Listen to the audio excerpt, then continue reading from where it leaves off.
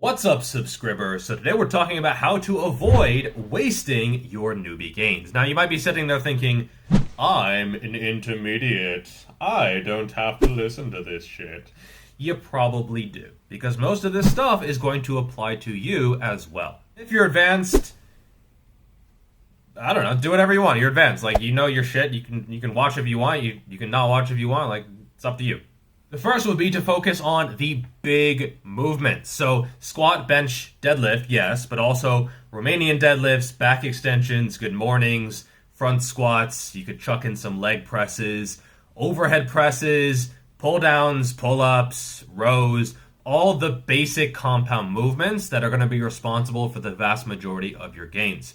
A lot of people, they don't do this. It's like they see all these good movements right here, and they're like, okay, these are the most effective. I don't want to do these because they're hard. Like, show me some other shit. Something where I can just sit down and, be in a machine and just like... easier, right?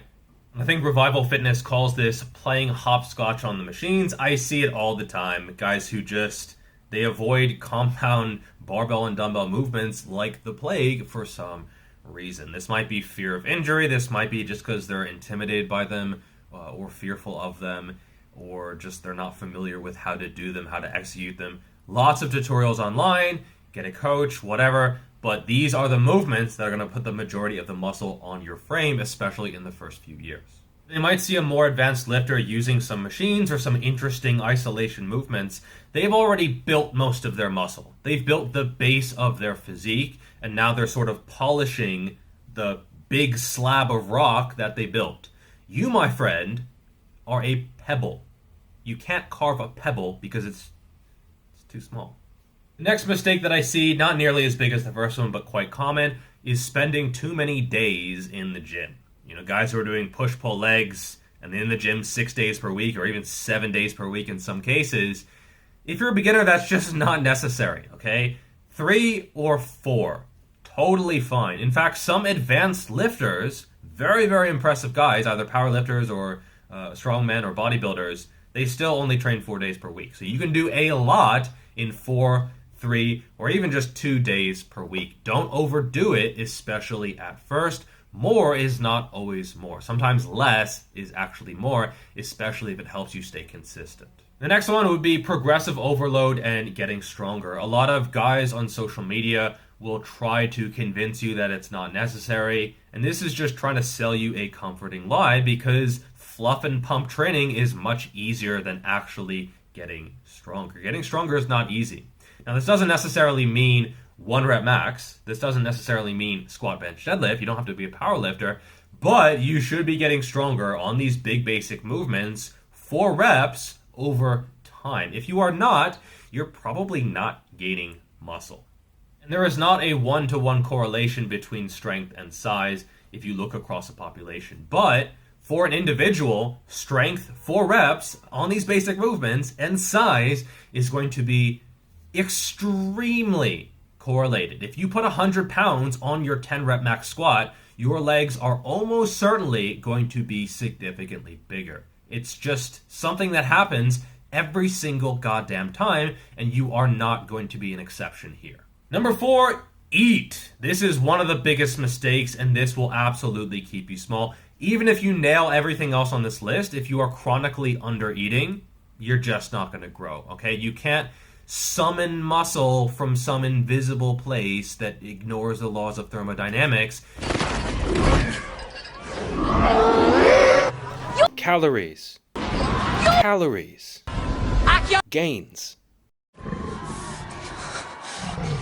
You have to give yourself a caloric surplus, especially if you're starting lean and small. Now, if you are already fairly high in body fat percentage, 25, 30%, yeah, you should not go on a bulk by any means. You're going to want to get into a deficit. But the good news is, the higher your body fat percentage, the more likely you are to be able to recomp, especially if you are a beginner. So don't think that you can't gain muscle even if you're dieting when you are fairly high in body fat percentage. Number 5, don't program hop. I see this all the time. People will do a program for a month and then stop and then start something else, and now they're doing CrossFit, and now it's into kettlebells, and then now they're calisthenics and something else.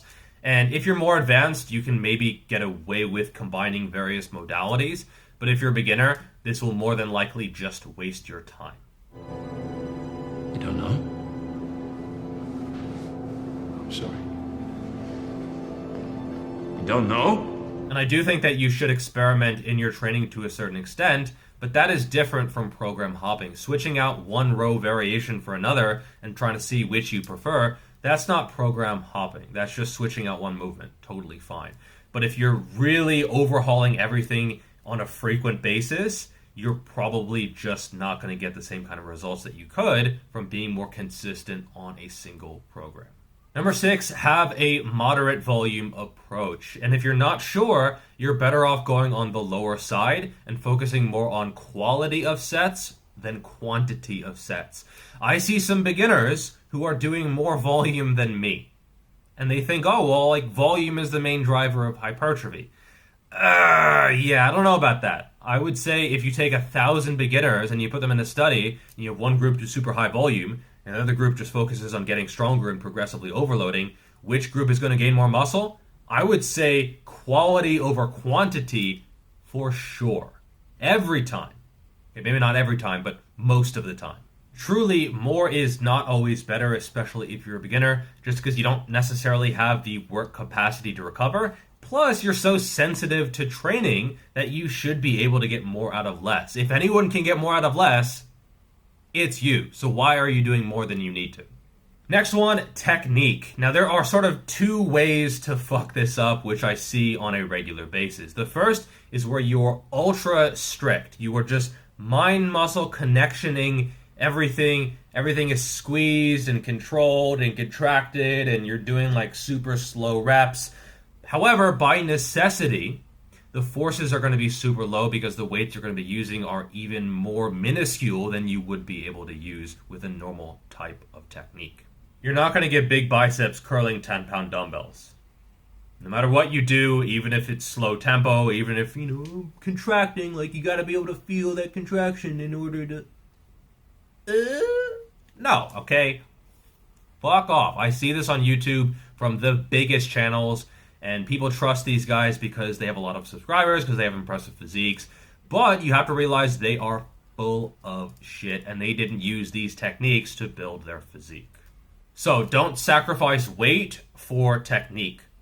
On the other hand, don't sacrifice technique for weight. So it can absolutely go too far in the other direction, where you're just hurling weight around, you're ego lifting, you're always trying to put weight on the bar, even if your technique is getting worse and worse. You want that middle ground where you're not lifting like a robot, but you're also not all over the place. So this happy middle ground where it's controlled, but it's not like super, super controlled. You're controlling the eccentric, you're being aggressive on the concentric, you're using pretty much full range of motion, and your technique is consistent as well. This is going to be what is optimal.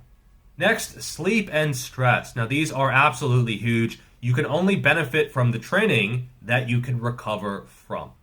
So what you do in the gym, super important, but if you can't recover from it, and sleep is huge for that, and stress or stress management is also huge for that, you're not going to be able to recover from that training and actually benefit from it. Now, this is a little bit individual, and everyone needs a slightly different amount of sleep, but my general recommendation is 7.5 hours. But you might see benefit from slightly more, especially if you are tired and you are training hard. Don't think that 7.5 hours is going to be optimal for everyone. It might be optimal for some, but others might need a little bit more. Contrarily, if that's a word, others might get away with 7 or maybe even 6. Less than that, I would say you are shooting yourself in the foot. Next up, overthinking and overanalyzing your training. I see this all the time. I would say at least half of the questions that I get DM'd on Instagram, and I get a lot per day, my answer, if I just didn't have any filter, any censor, would be, it doesn't fucking matter. That would be my answer. Like, oh, should I do Arnold dumbbell presses or normal seated dumbbell presses. Well, these ones have a little bit more range of motion. These ones a little bit more overload, but these ones, the anterior fibers, the upper clavicular are a little bit more aligned. And these ones, you can sort of, the upper dorsimus rotates, and then these ones you can sort of get that stretch. And we know that mTOR, due to studies, in that stretch position can be, but these ones you're getting a little bit better contraction, especially overloading that contracted position, which might lead to higher metabolites. Just choose one and fucking do it. And in some ways, it's good that you're thinking about your training and you're considering the pros and cons and you're thinking logically, but it is absolutely possible to think too much. Don't do it. The less you do, the more you do. There are some people who think so goddamn much that they don't even work hard in the gym. Your body doesn't realize how much thought you put into the workout. It just has a stress, a stimulus, and then it tries to adapt to that stress or stimulus. That's it, okay? It's not like, oh, well, he did plan this workout out for 4 hours this morning. Guess I better gain some more muscle. No, that's not how things work. It would be nice. I'd be fucking way huger than I am, but that's not really how things work. And I'll get these DMs all the time where it's like, oh, you have a request of someone sending you a message, and it'll be like, message, message, message, message, message, and they'll be like, yeah, I don't know, like, what do you think about this thing I've been thinking about?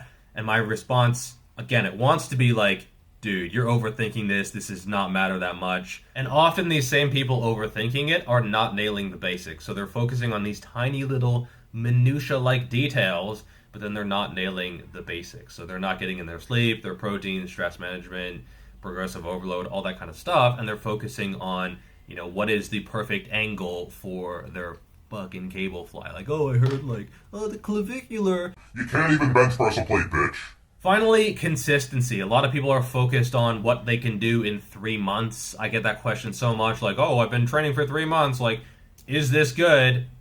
Who cares? It's 3 months, okay? Keep going. Have 1-year goals, 2-year goals, 5-year goals. Through a series of 5-year plans. 10-year goals. 30, 40, 50-year goals, okay? This is not something that happens overnight, and you need to be putting in the work over a long period of time, consistently. And by now I've assessed over 1,000 people's body fat percentages. The guys that looked the most impressive, they were consistent. It wasn't like I took a month off here, then 2 months here, and then this year was a little bit, I was a little bit busy. No, like they were actually consistent and they made it a priority over a long period of time. And that is what actually gets the job done. So I hope this rant helped you on your journey in some way. For more information, you can grab a copy of my book. Lots of information on how to set things up, exercises, those big basics that I talked about. None of this TikTok, Instagram, mindless fluff and pump bullshit. Like, subscribe, share, all the good stuff, and I will see you in the next video. Peace.